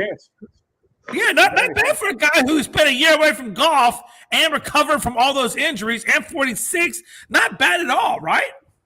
No, not at all. Like I said, very good first day for him, and we'll see how he can continue tomorrow and into the weekend. In Augusta, Jay, not too far from us, in Georgia. Absolutely. And again, man, it's good to see Acuna back out there. It's good to see Marcelo Zuna back out there for the Braves. I mean, these guys have been, they haven't played for various reasons. I do want to say the offensive tackle, I'm going to close with this. The offensive tackle right for the Cowboys. He's a legend in the Cowboys lore. He passed away at the age of 76. Rest in peace, my brother. And until we form again at Valhalla, man, hey, you will be missed, brother. Final thoughts as we go around the horn. Frankie, the Yankee. Final thoughts, brother. I got no thoughts. I just can't wait for tomorrow. I finally get to see our season opener in the Bronx. Bronx Bomber, time to shine. Let's get this win over the Boston Red Sox, and hopefully we start off the season amazing. Gonzo, final thoughts, brother. I'm just hoping that the Reds will hold on here against the Braves and win this game. Get off to a winning start for a change. Absolutely, man. Hey, look, your Reds are already off to a good start. You're leading 6-1, Gonzo. Let's not get too greedy. You're doing well. It isn't over yet. Yeah, I know. Everybody says that crap, but watch this. Ask Logan if it's over. Ask look down and ask Logan, is it over? Logan will tell you. The Reds bullpen hasn't hit the field yet. There could be problems. Hey, I feel you, man. And I'm just giving Logan a hard time because he's a champion right now. And my job is to give the champion a hard time since we played him in the World Series. Logan, final thoughts, brother. Hope the Braves make a comeback tonight so Chris can lose some sleep. It's going to be a good series, start things off. Frankie, I know you're ready for the Yankees to get going. Jay, I know you're excited for the Astros to lose all their games in the AL West. We'll see how it can go. It is opening day, guys. I have a bobblehead here. I have a Vin Scully bobblehead to commemorate opening day. There we go. Yeah, opening day, everyone. Enjoy it. Woo. Nice. Hey, listen, guys. Are they? I'll tell you, Jay, are your team playing right now? No, right now we're still postponed. I don't expect to start tonight. I think that's going to be a done deal. I mean, maybe we will. Right now, it's still postponed due to rain. So Houston's playing right now. They're on the top of the first. I thought they were playing. Yeah, they just started. Last time I checked, hold on, real quick before we get the heck out of here. Let me just do a real fast super check of where we are right now in terms of games. You know, it's crazy, man. I think this weather has just really kind of given Major League Baseball fits starting out. We have started. We are 2 outs, middle of the first. So that means Astros got runners on first and second, middle of the first inning. So they're doing good. They're getting people on base, which is all I can ask for. And let's go Stros. Let's beat these Angels and get that first victory. And listen, I know we're in final thoughts, and I'm going to make this quick, but I do want to say this. There's a lot of teams out there that make up the fabric of America. Okay, listen. I truly believe the Celtics are one of those teams. I truly believe that, the Cowboys are one of those teams, even though we haven't won in a long time. I do think the Yankees are one of those teams that are the fabric of America and what we stand for. And the legends of all these teams are great. Okay, they are. They're just great. And that's not to say the Patriots can't take up that spot eventually. Who knows? But I will say this, man. Hey, what a time to be alive. Honestly, guys, what a time to be alive. We got baseball kicking off. We got playoffs for NBA around the corner. We just finished up a March Madness, and we're getting ready for the NFL draft. I mean, come on. This is the epitome of what people who watch sports dream of. This is the time of the year that we shine the most. And I just want to say, as an American, I love this country, and I love the fact that we have all these sports, and we can go out and watch all the things that we do. And, again, I want to say a very, very hearty and thankful shout out to all the Americans that are serving in our armed forces that allow us to enjoy what we do. Thank you for serving our country. And until next time, this has been your boy, Frankie the Yankee. God, it's good to have him back. Gonzo from Gonzo Sports Room. Gonzo, real quick before we get out of here, I know you got a sporting event coming up Saturday. What is your time for air, sir? Saturday we'll be live at 7 p.m. Eastern on YouTube and Twitch at Gonzo Sports Room. There you go. Check out. We're gonna miss you, Gonzo, but go and check out. That's okay. Gonzo will be back on Tuesday, so Gonzo's gonna be doing his thing. Hey, let's all get out there and support Gonzo Sports Room. He's doing a hell of a job out there with independent wrestling, as well as his Gonzo's sports betting show on ASAP at 3 p.m. That's Monday through Friday on ASAP, correct? Yes. Yeah, so I'm not supporting him. I'm not supporting him. He's a Cincinnati Reds fan. Hey, listen, if y'all want to win some money, you'll go out there and listen to Gonzo's betting show on ASAP at 3 p.m. And as always, our boy, the man behind the scenes, the man that I rely on heavily, Logan, my boy Landers. Very heavily. And it's your boy, Jay McLovin, man. We'll see you guys on Saturday. I guess we'll do probably some Major League Baseball recap of the next couple of days. And we'll throw some other stuff in there. And as always, it's your boys on Unscripted saying good night. And we'll see you Thursday at 8 o'clock.